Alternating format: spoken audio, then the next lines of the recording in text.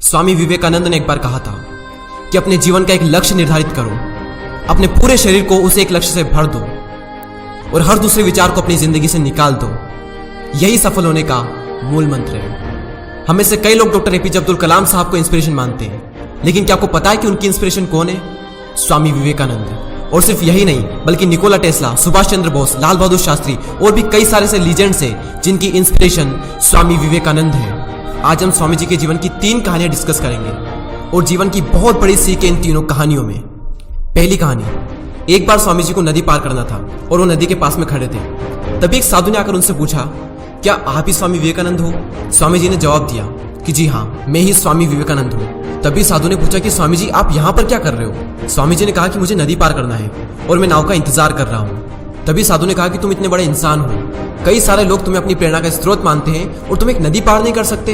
देखो मैं तुम्हें नदी पार करके बताता हूँ। तभी उस साधु ने पानी पर चल करके उस नदी को पार किया और फिर से पानी पर चल करके स्वामी जी के पास लौट कर आए और बोले कि देखो मेरे पास इतनी शक्ति है, मेरे पास इतना टैलेंट है, मेरे पास इतना ज्ञान है, उसके बावजूद भी मुझे कोई नहीं जानता। और तुम्हारे पास कोई ज्ञान नहीं, कोई शक्तियां नहीं, उसके बावजूद भी तुम्हें सब जानते हैं। तभी स्वामी जी मुस्कुराए और साधु से पूछा कि तुम्हें यह विद्या सीखने में कितना टाइम लगा? साधु ने कहा कि 15 साल।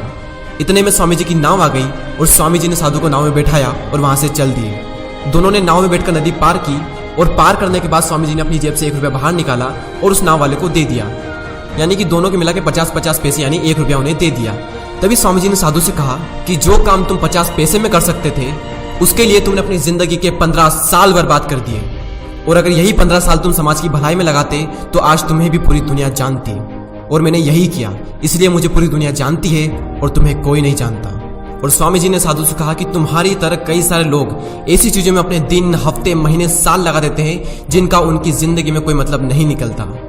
इसलिए अपने टाइम को ऐसी जगह पर लगाओ जहां पर उसका एक्चुअल में कोई सेंस निकले, क्योंकि टाइम से बढ़कर इस दुनिया में कोई भी इंपॉर्टेंट चीज नहीं है। अगर समय बर्बाद तो जिंदगी बर्बाद।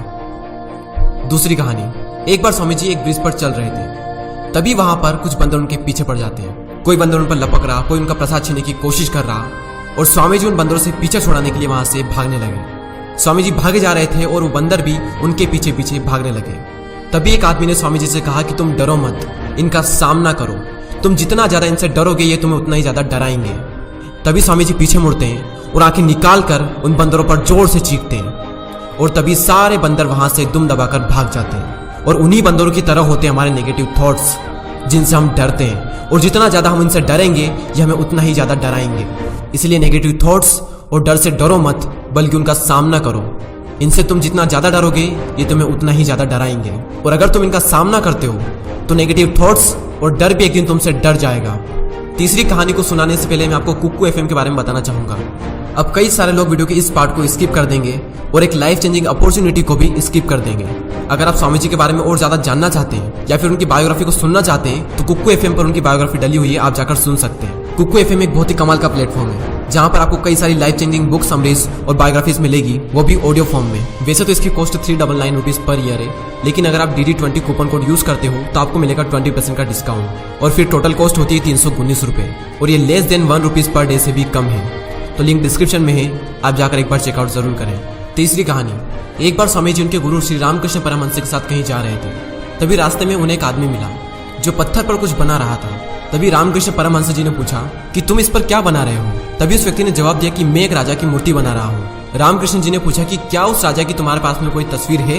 तभी उस मूर्तिकार ने कहा कि नहीं, मेरे पास उनकी कोई तस्वीर नहीं है। तभी रामकृष्ण जी बोले कि अगर तुम्हारे पास उनकी कोई तस्वीर नहीं है तो फिर तुम उनकी मूर्ति कैसे बना सकते हो?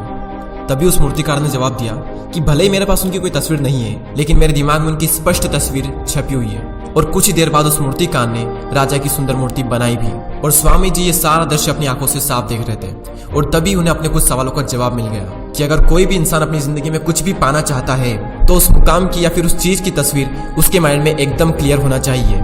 तो दोस्तों उम्मीद करता हूँ कि आपको ये तीनों कहानियां पसंद आई होगी। इसी तरह के और भी वीडियोस को देखने के लिए सब्सक्राइब करके बेल आइकन को प्रेस करें। मैं मिलता हूँ आपसे अगली वीडियो में।